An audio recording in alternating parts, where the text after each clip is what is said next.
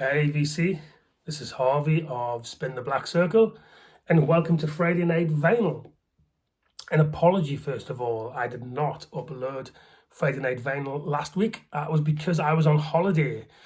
I was in the southwest of Turkey, about 10 miles outside of the town of Fethia, with my wife and 2 kids. So a really nice 7 days in the sun, bit of warmth on my bones, some nice food, and I've come back very much refreshed. So tonight's upload is a challenge set by Static Traveller based on this book, the 1001 Albums You Must Hear Before You Die. Now, my edition of this is about 10 years old. Now, I think, but don't know, that what the editors stroke authors must be doing with this, with each edition, is removing some albums and replacing them with others.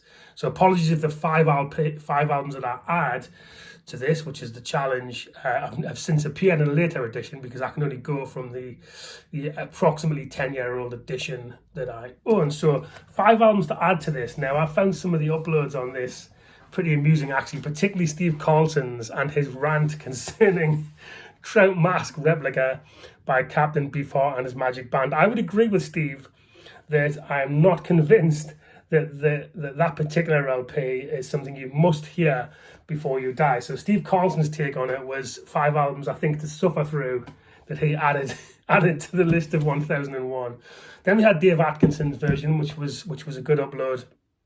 And I've got some sympathy with what David was saying, which to paraphrase David, was that this is largely based on the accepted canon. The critics' darlings LPs that appear again and again, and it perhaps doesn't take enough risks. But it's quite difficult, isn't it? Because if you don't include a mega album in a list that's 1001 albums you must hear before you die, then does that subject you to other criticism? So, but then you've got market-driven albums on here, like Adele's 25, and I wouldn't say it's subjective, but I wouldn't say you must hear Adele's 25 before you die. But anyway, I have taken a straight line approach to this, VC. I'm going to select, or I have selected, 5 albums that I'm genuinely surprised don't appear in this list. So let's get stuck in then, starting with the 1985 LP, Misplaced Childhood by Marillion. Why do I think this should be in?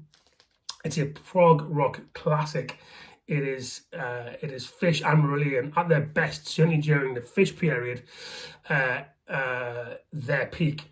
There's not a wasted note on this LP. The musicianship's fantastic.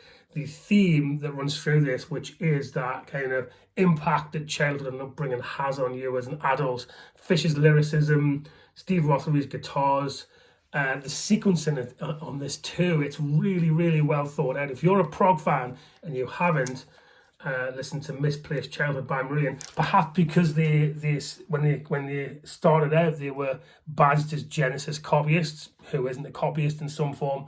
But this, I think, should be in the 1001 albums you must hear before you die. Marillion, Misplaced Childhood. Now, Fish left one LP after this and was replaced by a singer named Steve Hogarth. And in the Steve Hogarth era of Marillion, it is effectively, to my ears, a totally different band. But loads and loads of worthwhile albums of Steve Hogarth and the band. So Marillion generally, I think, are an underappreciated band. And one of those bands that will only be when they're gone that someone will say, hey, we should have been listening to Marillion all of this time. But anyway, I digress. Misplaced Childhood by Marillion, one of the 5 I would add.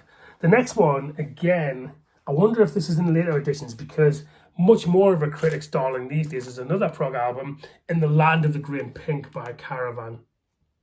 So a British Canterbury scene band. I think they came out about 1970. This was their second LP. From what I've heard so far, it's their peak. It really is a prog rock classic. Everything from the songwriting to the musicianship, again to the sequencing, really upbeat. Actually, there's nothing dark about Caravan in terms of what they do, and the second side is taken up as in true prog fashion by an entire song, which really works. Actually, it's really well thought out. So this is an amazing prog rock album. Certainly, if you've got a prog collection, again, this should be in there. In the Land of Green Pink by Caravan, this second LP, belongs in the list, in my opinion.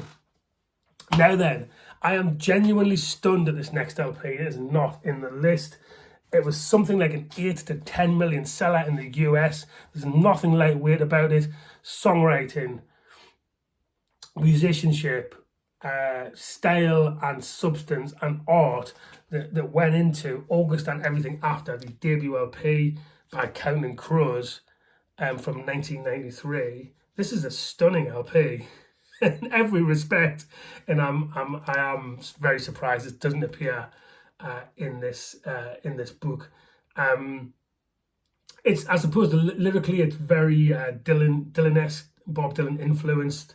Musically, it's folk rock, I would say, but really well put together. Produced by T-Bone Burnett, so it's easy to see and hear why this sold so massively in the US, and a big seller in the UK too. And they never again reached this sort of heights. They're doing good LPs. Recovering the Satellites, the second LP in particular, was really good. But this, I would put it next to, not necessarily stylistically, but I'd put it next to Grace by Jeff Buckley. It's that sort of LP in terms of weight, compositionally, how good it is, in what it meant. And it pulled everything back up, this LP, in terms of meaningful, artful music after grunge. You had the kind of, just before this, the kind of naffness of Hootie and the Blowfish, in my opinion, whereas this is a step up from that. There's nothing lightweight about Counting Crows. I think Hootie and the Blowfish was pretty lightweight stuff. An amazing LP, should have been in the top 1001, in my opinion.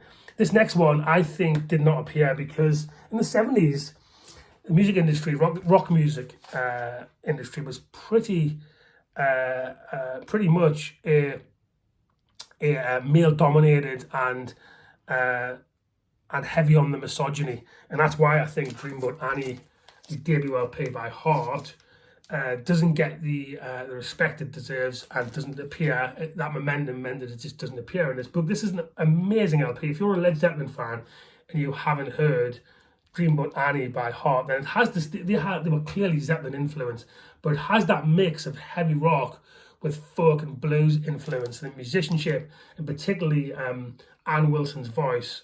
I mean, I think she's up there with Robert Plant as one of the best rock vocalists there ever was.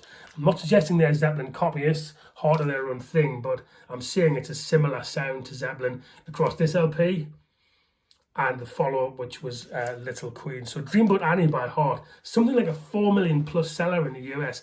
Big band, but for some reason, it's come around a little bit now, but didn't really get the respect they deserved, certainly in the UK.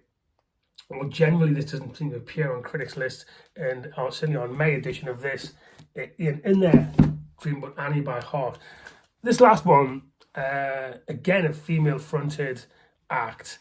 Not a big seller, but my word is this LP good, and again, it should be in the list, in my opinion. It's accessible, and it's filled with melody and swagger. And I'm talking about the debut LP from Lone Justice, which was self-titled, featuring, as you can see, Maria McKee on vocals. They had some real weight behind them at this time. I don't know why this wasn't a big album produced or co-produced by Jimmy Levine. A couple of tracks on here that should have been huge singles, Sweet Sweet Baby in particular. It's just unbelievable. I would say it's alt country pop and rock. Absolutely tremendous LP. So Lone Justice, this deserves a reappraisal, because I know that some in the VC will recognise this LP, or at least have seen the cover. But if you haven't heard the debut Lone Justice album, you really should check it out, because it's an absolute classic. And there are certainly not, I don't think, 1001 LPs that I'd suggest you listen to before Lone Justice, hence its inclusion. So there you go. Always subjective, and you can't get much more subjective than 1001 albums before you drop dead. So it's not easy, but that's my challenge to you, following the I think really interesting challenge set by Static Traveller. Please like, subscribe, comment, do your own video post, and let me know what 5 albums you would add to it. Disagree entirely with mine and say that I'm talking absolute nonsense. I love that sort of comment too, as long as it's put politely. And above all, keep listening, and peace.